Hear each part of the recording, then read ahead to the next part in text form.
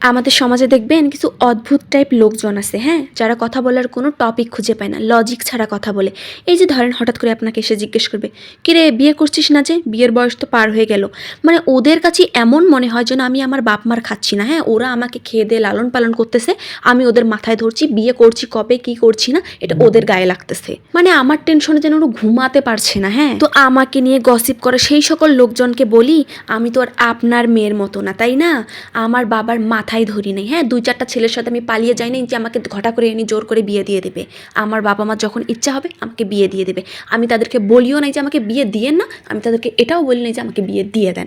ওদের ইচ্ছা, একান্তই ওদের সিদ্ধান্ত। মানে কি আর বলবো ভাই, এসব আজাইরা কথা শুনলে না প্রেশার কুকারের স্থিতির মতন আমার মাথার মগজটা টং করে উঠে যায়। মানে ভাই, মানুষের মেন্টালিটি কতটা নিচে নামছে দেখতে পাচ্ছেন। আমার বিয়ে হচ্ছে কি না এটা নিয়ে ওরা ঘুমাতে পারে না। তো আমি এই কথাগুলো আমার এক ফ্রেন্ডের সাথে শেয়ার করলাম। সে রিপ্লাই আমাকে কি বললো জানেন? You know what, small talk is a very important. এই কথাটা শুনে আমার মাথা, ভাই টপিক থাকবে না মানে কি ধরনের কথা? কনভারসেশনের টপিক না থাকে?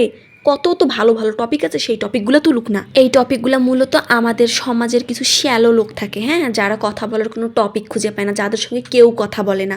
মানুষের সঙ্গে তো যেচে যেচে কথা বলতে হবে, তাই না? মানুষের তো মুখ ভারী করতে হবে।